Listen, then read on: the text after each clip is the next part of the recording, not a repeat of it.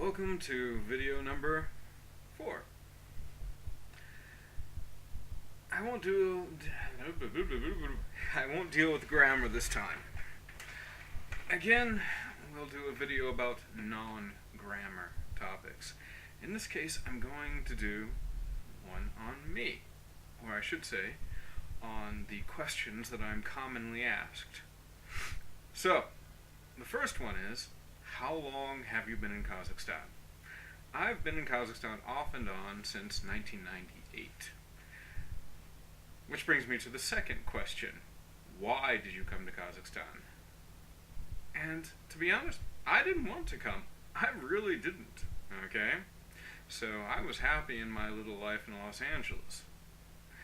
But I was married to an exchange student from Kazakhstan who couldn't stay.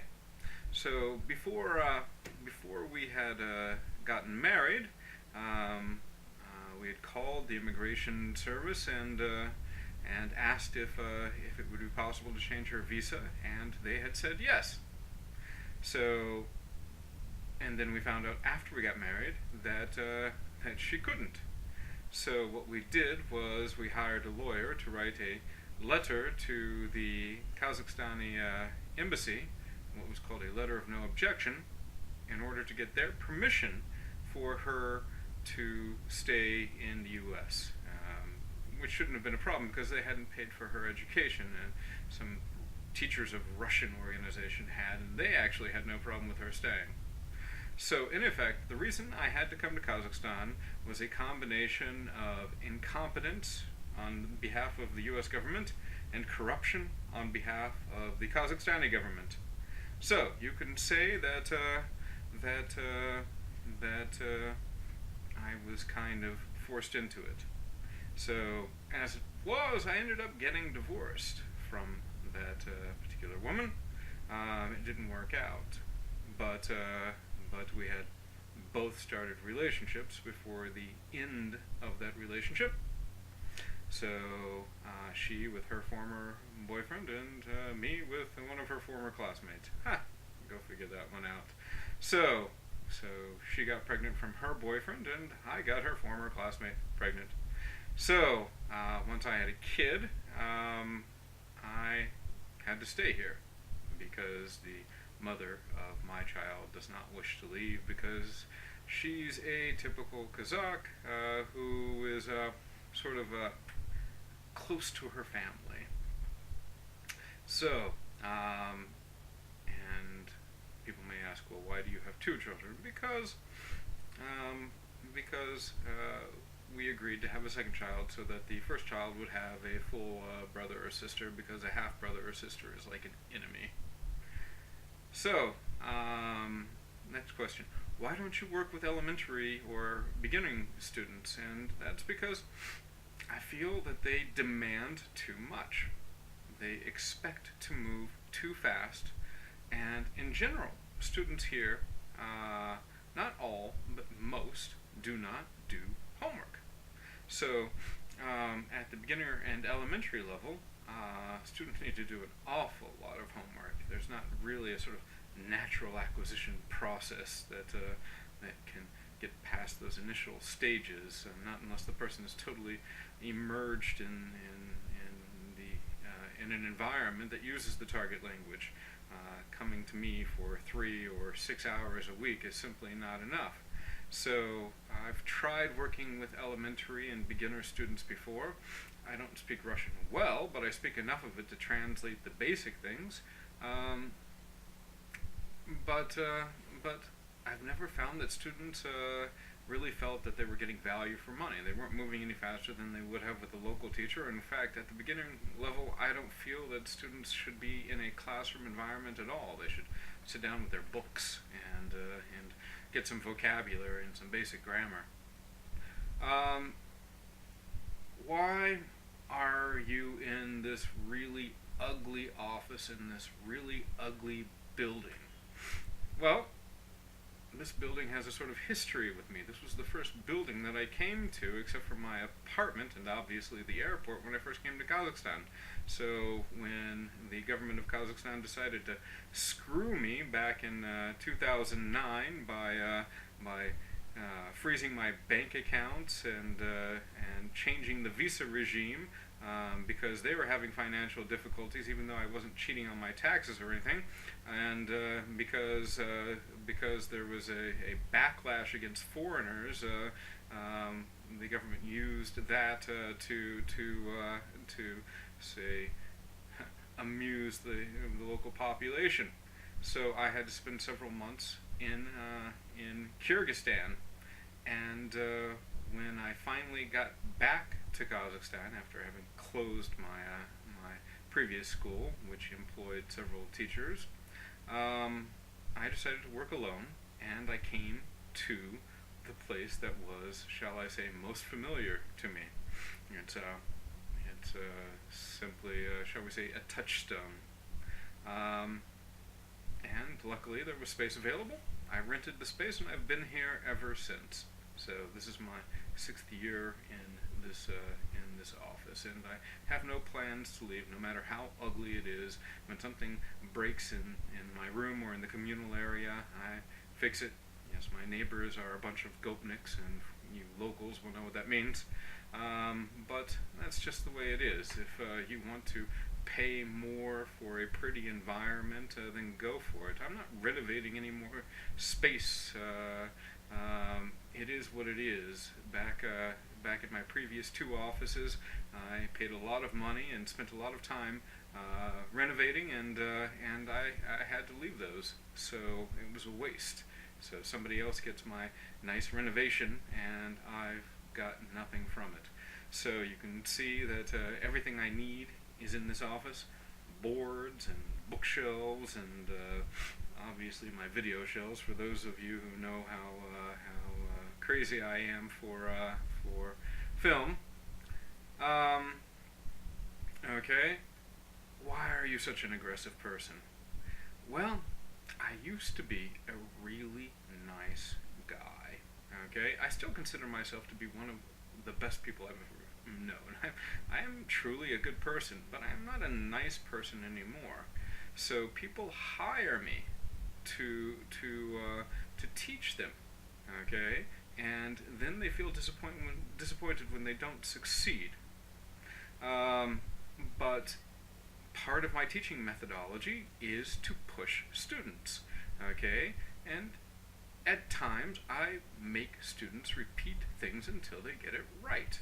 Okay, including just general diction. I believe that part of learning a language involves using the right sounds, and I suppose that speaking English is a little easier for Kazakhs than it is for Russian speakers. I mean, Kazakh speakers more than Russian speakers. Obviously, there are many Kazakhs who don't speak Kazakh, because all of the sounds found in English are found in Kazakh, except for the theta, which is not really so difficult. It's called a plosive sound, and it just involves you putting your tongue against the top 2 teeth and snapping it. That's it, really. Just practice in front of a mirror, you'll get it. Okay, even if students don't feel that they need to excel in their studies, I feel that they need to. And I would recommend that if you're not somebody who's actually trying, and you could watch my second video for this, then I'm the wrong teacher for you. What is your teaching methodology? One person once said that I had no teaching methodology, a fellow teacher. But in reality, I think I have the best teaching methodology. My teaching methodology involves finding whatever problems students have and teaching them what they're missing. Whether it involves pronunciation, grammar, vocabulary, structure, it doesn't matter. Because I have such a broad knowledge, I mean, I know so much, some people say so much garbage. I mean, I know so many things from so many different fields that that basically speaking, I can converse with most people, say, using the lingo of their specialization. Obviously, there are certain things in engineering or mathematics or medicine that I don't know, but I've got the generalities down for most general spheres of human endeavor. So, effectively speaking, I don't need students to dumb themselves down to in order to teach them English. Okay, if they are mathematicians, then I will find a way to communicate English with them using mathematics. Granted, I'm not bloody new to it, but I know enough about maths to converse in the generalities, or medicine, or law, or accounting, or chemistry. It doesn't matter, and what I don't know, I will learn very quickly. I've always said that if I had to do anything, I would learn how to do it. So, let me just make this short. My teaching methodology is to find what problems a student has, or holes as I call them, gaps if you will, and fill those holes and gaps. Okay? So, what's another one? How do you know so much about Kazakhstan? Are you a spy? Oh, jeez. I'm practically an anarchist. Okay? I'm a libertarian who's teetering on the edge of complete anti-statist. How could I even begin to be a spy? I worked in journalism here for a number of years as an editor, and I wrote articles for various newswires, the Kazakhstan Newswire, the Central Asian Newswire, the Kazakhstan Newsline. I mean, you could see all this on my CV. I just remember most of what I hear. I often forget names and dates, but aside from that, I remember the generalities of everything I've ever done in my life, basically, which makes for a terrible night's sleep. So, no, I am not a spy. I know a lot because I've been in Kazakhstan a long time. I've worked in Kazakhstan. I've traveled the regions of Kazakhstan. I worked as a journalist in Kazakhstan, and I listen to my students. So I have their knowledge combined with mine. So, and lots of my students say, use me as a sort of psychologist or as a confidant. So I don't tell their secrets. I mean, sometimes I'll talk about the generalities, but I never say tell anybody's personal information. Okay, I don't even give students contact information for other students when they want it. I say that I will pass on their contact information to the student who they want to speak with. So I respect people's privacy. So the general information that I discuss is just the general information that I've learned over many years of being here in Kazakhstan. No spying. Unfortunately, my life is not so romantic as that. Okay? Let's see.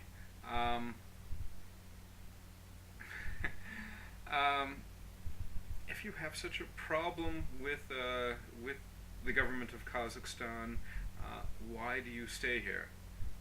Well, I kind of talked about that before, because I love my daughter and now daughters, and I stay here, despite the fact that I don't really have any possibilities to develop myself here. I'm sort of, I'm effectively in prison here. But it's a sacrifice that I'm willing to make. So, their mother won't go, and obviously I can't take them, and I'm not even married to their mother, obviously. So I stay here, and I'm an adult. Do you understand what that means? I have the right to discuss things that affect me, whether they're economic, political, social. I'm an adult. Many people think that I'm childish because I want to discuss these things, and they say, well, that's not acceptable socially.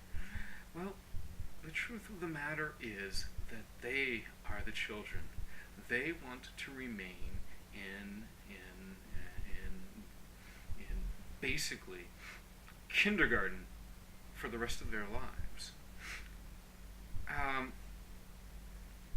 Why do you discuss topics of society, economics, and politics while teaching English? Because that's what adults do. They talk about serious things that affect their lives. And if you're not talking about those things, you're just a child. Okay? So you're expecting somebody else, the nanny state, papa president, whatever, to take care of you. And you know what? They don't care about you. They won't take care of you. Here's a little argument.